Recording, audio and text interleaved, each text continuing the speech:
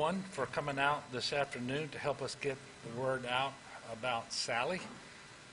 And I don't want people to be confused about this. Sally's a tropical storm now, but is not forecasted to remain a tropical storm.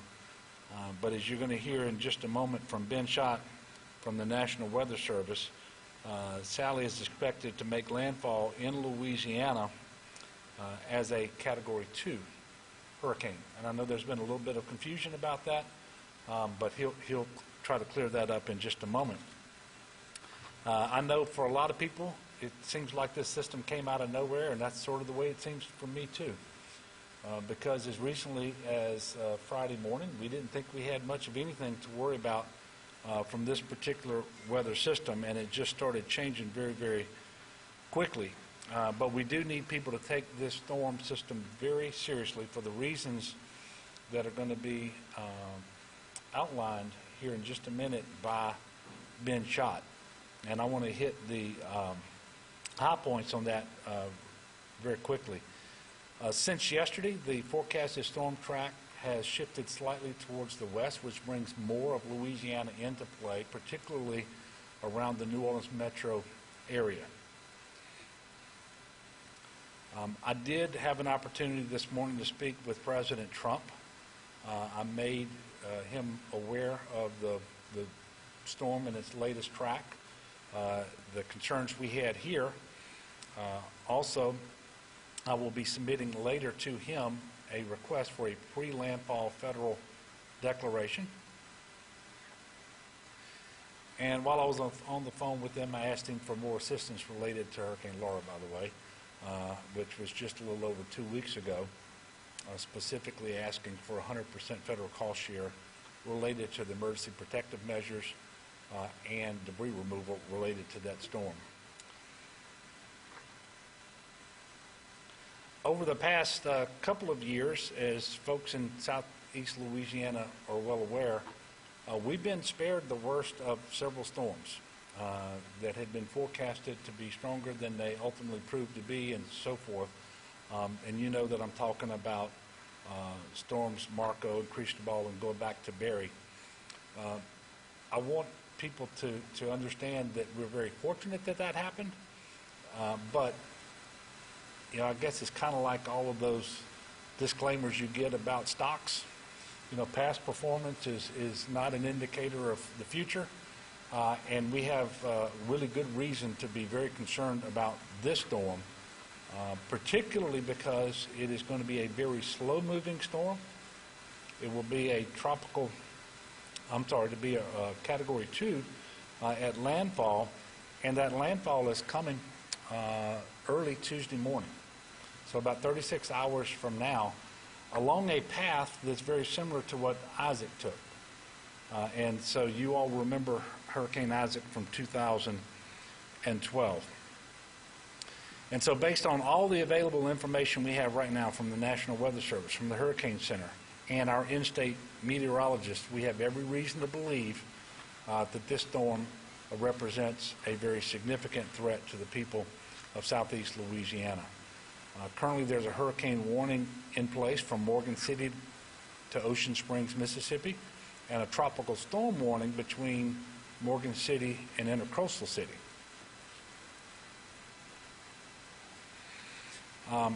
We only have to go back a couple of weeks to a storm that moved from a tropical storm force to a strong Category 4 in 36 hours.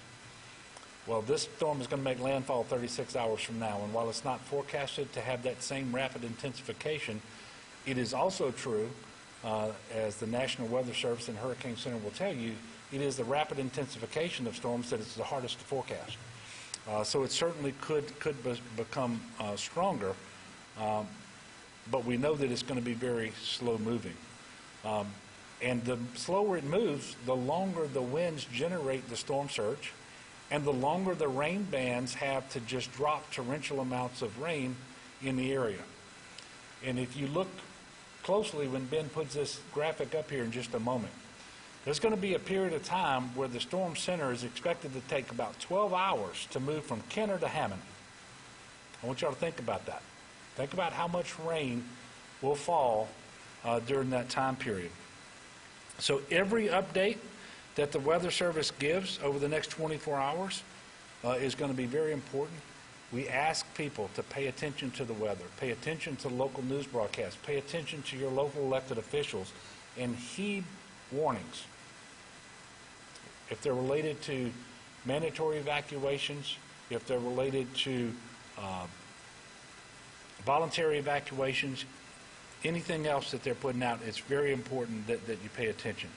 So now to go through the specifics, I'm going to ask Ben to come up, and then I will come back up on the other side of Ben in order to complete this press conference.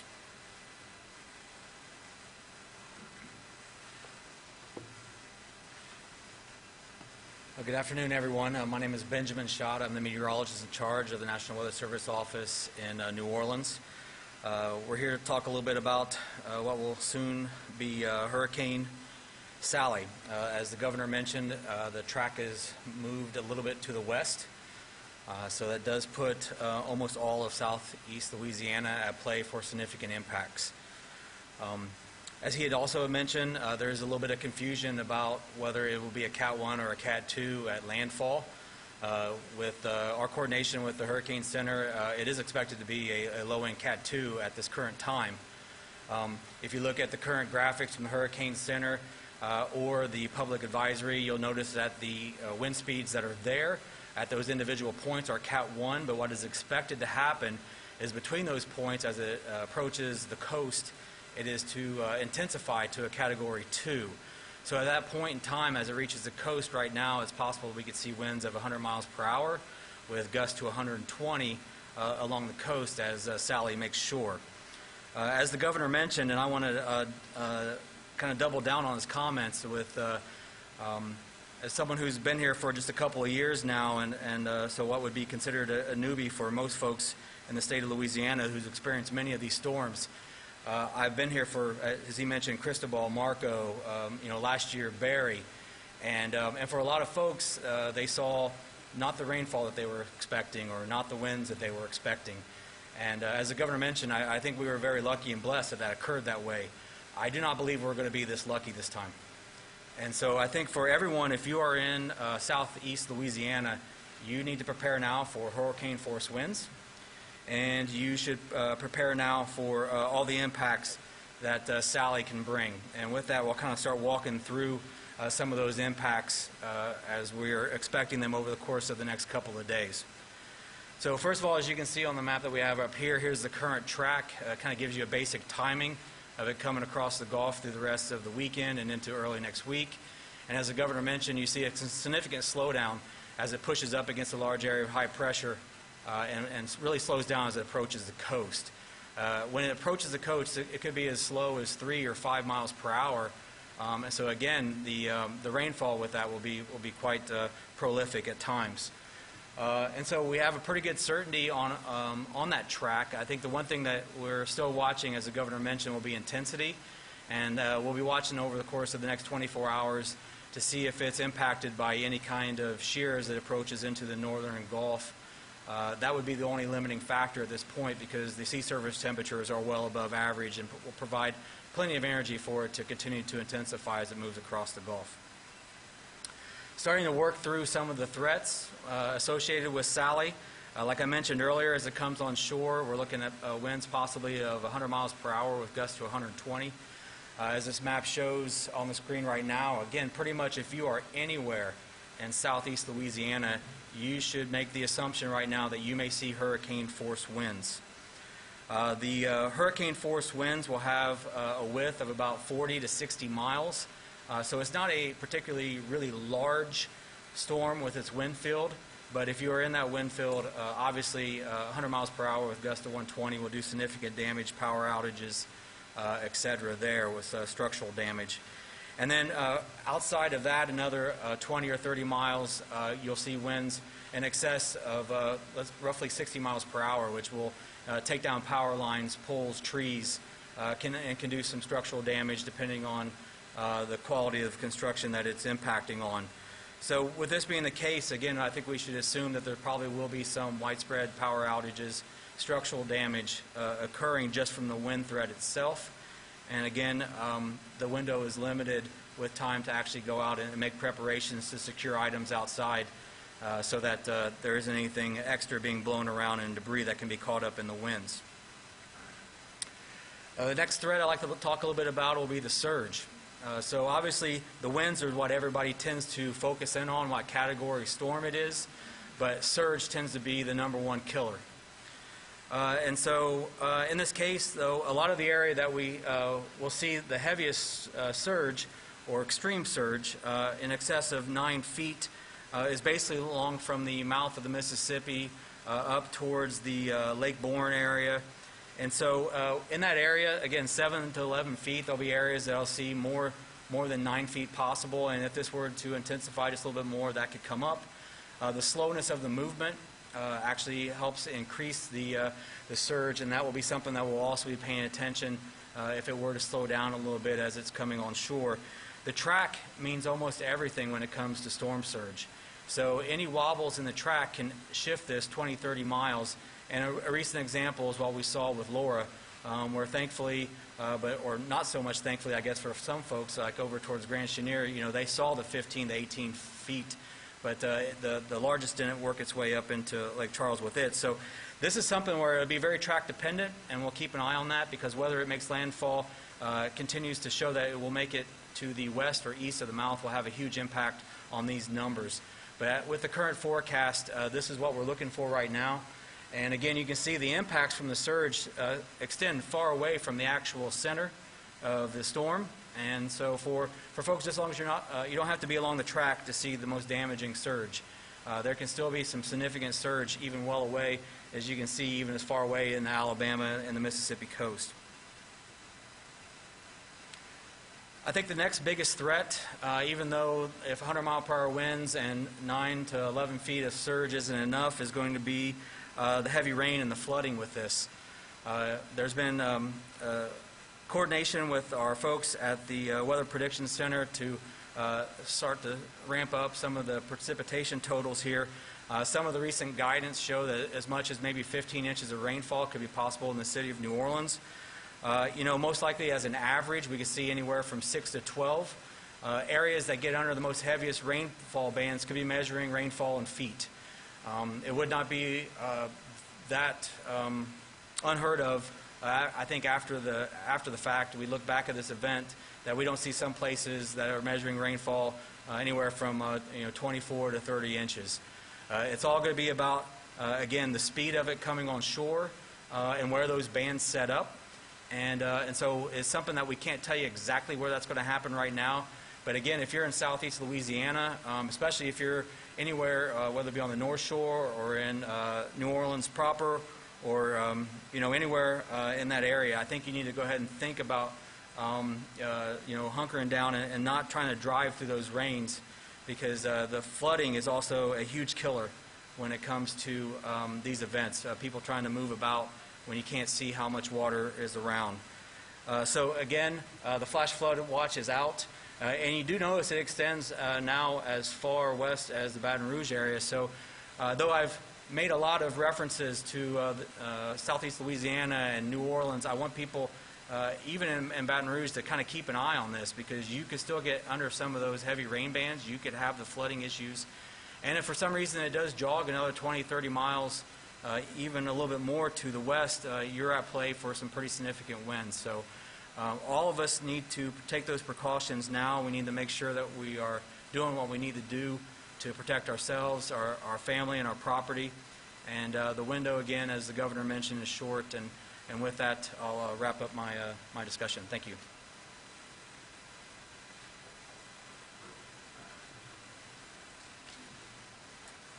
Thank you, Ben. So for folks who were listening to that, and I hope that's everybody, coming a couple of weeks after Hurricane Laura, that should have been a sobering forecast of what we can expect in Southeast Louisiana. And the impacts are going to be significant 36 hours from now, and then it'll be the 36 hours subsequent to that when those impacts are going to be felt. So this is all going to happen pretty quickly. Thank you, Ben, for that information. Would remind everybody, don't focus so much on the cone because the storm impacts, the winds, the rain, the surge, they're going to be felt well outside of that.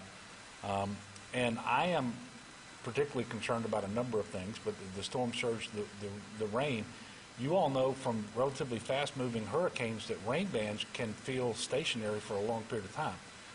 Well, that's even more the case when you have a very slow-moving hurricane, which is what we're going to have here. And wherever those rain bands set up, they have the potential to drop just tremendous amounts of rain. And this rain is going to be falling into rivers that are not going to be emptying into lakes.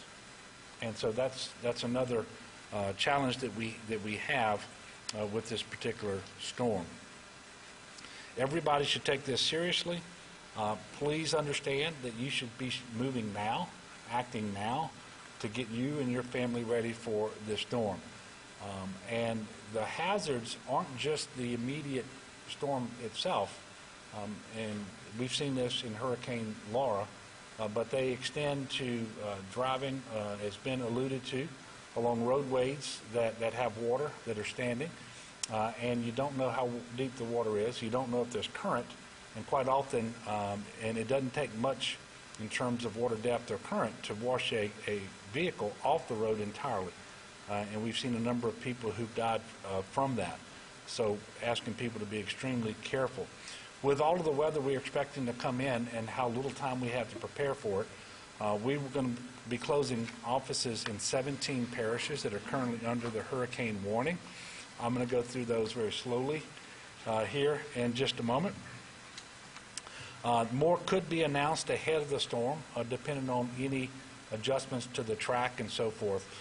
But as of right now, on Monday, the following parishes will be closed: Ascension, Assumption, Jefferson, Lafourche, Livingston, Orleans, Plaquemines, St. Bernard, St. Charles, St. James, St. John the Baptist, St. Martin, St. Tammany, Tangipahoa, Terrebonne, and Washington. We still have 4 parishes that will be closed because of widespread power outages in southwest Louisiana from Hurricane Laura, and those are Allen, Beauregard, Calcasieu, and Cameron. We expect just what we saw after Laura, where widespread power outages really extended from the area around Monroe all the way down into Cameron Parish.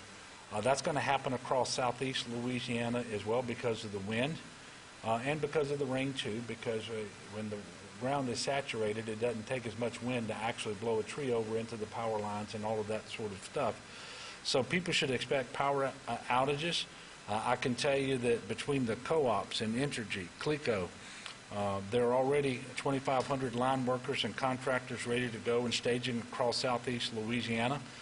They will be calling in 2,000 to 3,000 more very shortly thereafter, if necessary. One of the good things is that there's no damage to the infrastructure in this part of the state caused by Laura. And so they're in a better position to going into the storm. The 2 co-ops in the area, Southeast Louisiana Electric Cooperative Association and the Washington St. Tammany Electric Cooperative, have already sent crews out to Beauregard Electric and Jefferson Davis. They've actually called those crews back, and they've also arranged to have at least 100 more workers using their mutual assistance agreements with other co-ops in the state of Louisiana, but also nearby states. As you can imagine, Entergy and CLECO both have had large numbers of utility workers in southwest Louisiana. They're having to remain there now for safety and for staging, but as soon as they're able, they'll be moving the necessary crews into southeast Louisiana while continuing to work on the restoration of power in southwest Louisiana. But these crews for Entergy and CLECO would likely include another 2,000 to 3,000 workers coming to the southeast part of the state after the storm passes, and it's safe to get those crews in there and start working. We heard this after Laura, so I guess as a preemptive strike, I will say that there aren't any executive orders or COVID regulations in place that prevent line workers from coming in from out of state. That didn't happen for Laura. It's not going to happen now. And in fact, we're already staging these crews. We've already pre-positioned lots of assets around Southeast Louisiana, including high water vehicles, boats, crews, generators, pumps, sandbags, large sandbags, and we're currently responding to requests that we get from the various parishes. One of the things that is assisting us is that a couple of weeks ago we prepared for Hurricane Marco that didn't happen in the way that we had thought, but much of those preparations have already been made and they were left in place, whether they were sandbagging low points of levees or putting in place generators and pumps in order to be able to quickly dewater.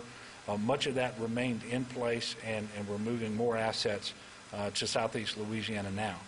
Specifically, the CPRA is pre-positioning flood fighting assets and facilitating requests for pumps in Plaquemine, St. John, St. Bernard parishes, as well as in Jefferson Parish and Grand Isle. In the greater New Orleans area, starting today, the East Bank Flood Authority will be closing the entire perimeter of the hurricane risk reduction system, with the exception of the Mississippi River floodgates within that system. And the reason is the Mississippi River is very low right now, thankfully so. It doesn't pose the same kind of challenges last year when we saw Barry coming into Louisiana. The West Bank Flood Authority will also be closing all gates within the system with the exception of the floodgates along the Mississippi River.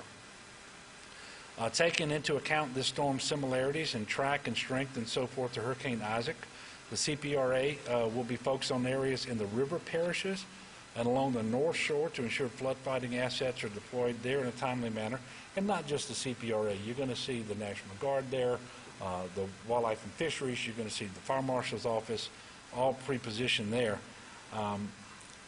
Anytime there's a hurricane headed towards Southeast Louisiana, we obviously pay special attention to communities like Grand Isle and Lafitte, and so we're working with Mayor Carmondale and Mayor Kerner in those areas to deploy and pre-position flood fighting equipment in those locations.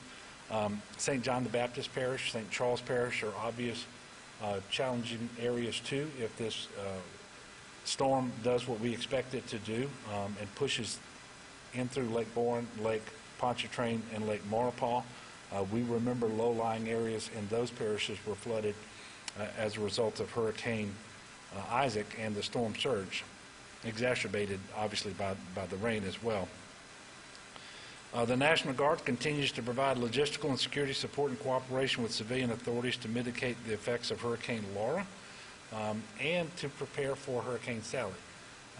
As you know, for the last couple of weeks, we've had 100% of the National Guard mobilized. They remain mobilized, and they're doing tremendous work on a number of fronts right now, but they currently have 5,400 or so on duty, with 1,200 soldiers and airmen, 51 high-water vehicles, 32 boats, 8 rotary aircraft, and other assets that are actually in place for Hurricane Sally, or Tropical Storm Sally, which will soon be a hurricane. We're obviously concerned about all of the evacuees from Southwest Louisiana who are in Southeast Louisiana and the New Orleans hotels. We are making sure that those hotels, and I want to thank the Red Cross because they took over the operation of all of those shelter hotels, and they're doing tremendous work there to pre-position water and food and other things at the hotels in the event that the food service is interrupted for some period of time. And they're taking really good care of those 12,000 or so evacuees in New Orleans. And we're going to make sure that they are safe throughout this storm. And I can only imagine how frustrating this has to be for those individuals from Southwest Louisiana who moved over there because of Laura, and now they're being targeted by Sally. You should know there are no plans to evacuate these Laura evacuees, but the precautions are in place, and if necessary, we can quickly move them after the storm. But this storm right now is not forecasted to be the strength that would require us to evacuate out of New Orleans. Secondly, we have this COVID environment. We don't have the hotel rooms available elsewhere in the state, and so if we move them, in all likelihood, they would move to a congregate shelter, which is not what we want to do, and we don't believe that evacuation is necessary. But we will be making sure their needs are met at the hotels, and if it should become necessary after the storm passes, we will quickly move those individuals. I want to continue to thank Mayor Cantrell and her team. They have been fantastic in helping us to work with these evacuees and make sure that they're well cared for. And we are I'm personally am in frequent communication with the mayor about these evacuees and other issues, specifically around New Orleans' preparation for this hurricane. And she told me yesterday she had already ordered the evacuation out of low-lying areas that are outside of the risk reduction system there for New Orleans. We're aware of at least one nursing home that is already evacuating, and others are considering doing so. We know that the time is short, so these decisions about evacuations are going to have to be made very quickly so that they can be implemented before tropical storm force winds actually start impacting the area. We also have 3 jails that have already been evacuated, 1,200 inmates total, Plaquemines, St. Bernard, and Terrebonne parishes. And you may remember it was just a couple of weeks ago that these same inmates were evacuating in advance of Marco. There are a number of parishes with evacuation orders in effect, both mandatory and voluntary. So if you're in one of these areas, please heed the direction of your local officials. Evacuate if you are told to do so. I also want to stress to everyone that as people are buying generators now or pulling generators out and testing them and making sure that they run, please be careful and understand that if you use these generators, you need to do so in a safe way. We've had far too many people killed by carbon monoxide poisoning after Laura. So go ahead and make sure you know the safety associated with generators. Have those generators operating at least 20 feet from your house, not under a window, not near a vent or a doorway, not in a crawl space or in a garage, certainly not in the home. And when you need to refuel your generator, let it cool down for about 15 or 20 minutes before you attempt to pour the fuel into it. We did have one house fire where the house was completely destroyed after Hurricane Laura because that did not happen in that case. Make sure you have a fire extinguisher nearby. And also, if you're going to use a generator, and it's really these are important things to do anyway, have a carbon monoxide detector in your home, battery operated, and you can get these where they also detect smoke as well. That can absolutely save your life or the life of someone in your family. If you haven't done so already, visit getagameplan.org. You've got about 36 hours or so to really get yourself and your family ready for this storm. And it's important that you have all the supplies on hand that you need, whether it's food or water, batteries, flashlights, all the other things that you need. And I will remind you now, we're doing this in a COVID environment. So the public health emergency is not going to go away. It's not going to excuse itself so that we can focus entirely on the natural disaster. So everyone just needs to understand that all of the precautions, all the restrictions and mitigation measures that have been in place, they continue to be in place. And we need people to be safe. What we don't want to happen 2 weeks, 3 weeks from now is because of all the activity that occurs because of Sally, building, by the way, on top of what happened because of Laura and Labor Day and everything else, that we have another surge in cases in Louisiana. We've done that twice already. We don't want that to happen again. So I'm imploring everyone to make sure that you observe all the mitigation measures, like wearing your mask when you're with people who are not part of your household, staying physically distant from those individuals, staying home if you're sick, washing your hands frequently, all these things. And be especially mindful if you are more vulnerable because of your age or your health condition, or if someone in your household is more vulnerable for that reason. Speaking of COVID, today we reported 1,353 new cases and unfortunately 33 new deaths as well. These are 2 days worth of numbers. You know, we didn't report on Saturday, so these are 2 days worth of COVID numbers. There are also, and I should say that the cases, the 1,353 new cases, were on almost 29,000 tests that were administered. There are 680 patients across the state of Louisiana with COVID who are in our hospitals. That's 43 less than we reported to you on Friday. And we have 107 of those individuals who are in the hospital on mechanical ventilators. That's 10 fewer than our last report. Much like what happened because of Hurricane Laura, as we prepare for and move through Sally, we will not be doing the community testing sites on Monday and Tuesday. We may have to pause for an additional day on Wednesday. We hope not, but if so, we will certainly make that decision when it's necessary to do so and communicate it.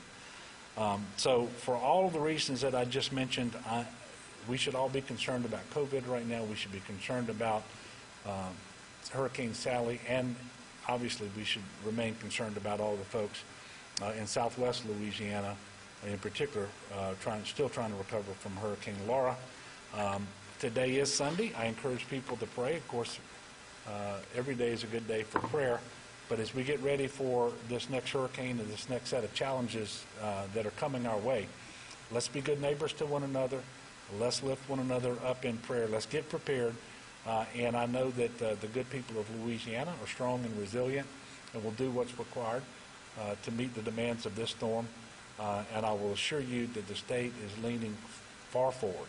And we're going to be there working with our local partners and our federal partners every step of the way to deliver the required assistance just as soon as it is humanly possible to do so. So with that, we will take a few questions. Yes, sir. You mentioned Friday, this is basically the last state meeting, the last whether it's the National Guard, hotel availability, things like that. Do you think those type of state's ability to respond with, Yeah. you know, like teamwork, kind of a problem in Yeah, I mean, I feel good. I would feel better if we didn't have COVID going on, and I knew that it would be safe to just put thousands of people into our mass congregate shelters that we have in Alexandria and Shreveport and Monroe. We really don't want to do that. We don't believe we're going to have to evacuate just that number of people that would require the activation of those shelters. But without COVID, you would certainly feel better about that particular situation. You know, if I didn't know our National Guard and our soldiers and our airmen as well as I do, I would be really concerned, because you can only imagine how long and how hard they've already been working. It predates Laura. It goes all the way back to the beginning of the COVID emergency, but they are exceptional soldiers and airmen, and they've got great leadership, and they're going to perform well. I know that the Wildlife and Fisheries ready. We've got the search and rescue ready there. With the Fire Marshal's office, we're calling in search and rescue teams from out of state ahead of the storm, much like we did for Laura. So yeah, I feel like we're in pretty good shape. You know, in New Orleans, the hurricane risk reduction system has that city better prepared for a hurricane than she's ever been before. But that doesn't mean that there won't be challenges. And so, The power generation is right at 100% in New Orleans. The pumps are functional right at 100%. We're pumping down the canals in order to increase the capacity there. But if you get 18 inches of rain in 36 hours, I think Aspen, Colorado would flood. So I worry about all of that. But I'm not paralyzed by that, but it's just causing us to make sure that we're doing as much as we can in advance of the storm and really trying to make sure that we communicate effectively, because the last 3 storms or so that were targeting Southeast Louisiana did not cause the impacts that had been forecasted. And so there may be some false sense of security, because as I listen to the National Weather Service brief and Ben's forecasting, I am, and by the way, this is also backed up by Jay Grimes, state meteorologist, and so forth. This storm is almost certain to visit upon Louisiana all of the impacts that have been discussed here today.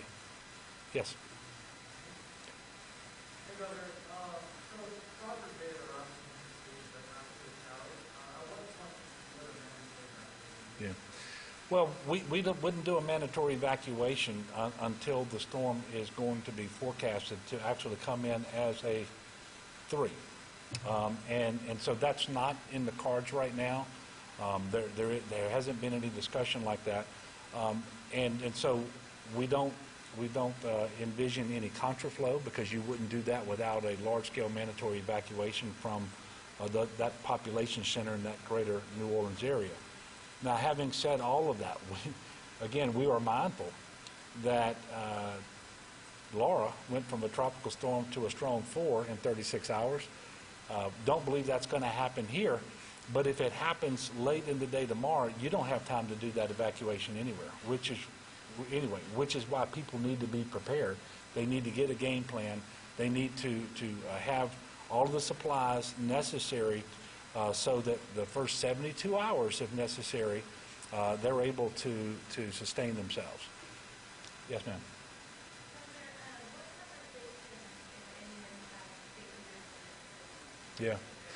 Yeah. So I have not. One of the calls that I intend to make later today will be with Governor Reeves of Mississippi. But I can tell you that our GOSEP here has been talking to their equivalents in Mississippi, and our state agency leaders are talking. So whether it's the state police or Department of Transportation, you name it. So those conversations have been taking place. And of course, the coordination is greatly, that's necessary is greatly reduced if you're not going to do contraflow, and if you're not going to be doing large-scale mandatory evacuations where much of Southeast Louisiana is going to go into Mississippi, whether it's across the Gulf Coast or up into Jackson or other areas. But we don't envision that happening right now. And quite frankly, if someone is going to be leaving Louisiana, they shouldn't be going to the Gulf Coast of Mississippi, because the hurricane warning extends all the way over to Ocean Springs. And so if you want to go into Mississippi, you really need to go to points much further north than that. Look, I want to thank you all for helping us to convey important information to the public. We need everybody to be paying attention to the storm, pay attention to the news that comes out of the TV and radio stations. Make sure that you're following the weather reports. Anything that comes from your local elected officials, all very, very important. And let's take this one seriously, and be good neighbors. And again, let's make sure that we're praying for the best possible outcome here. We intend to have another press conference tomorrow, and that will happen we think at about 2 o'clock again, right here tomorrow. So thank you all. Have a good night. Let's get prepared. And thank you.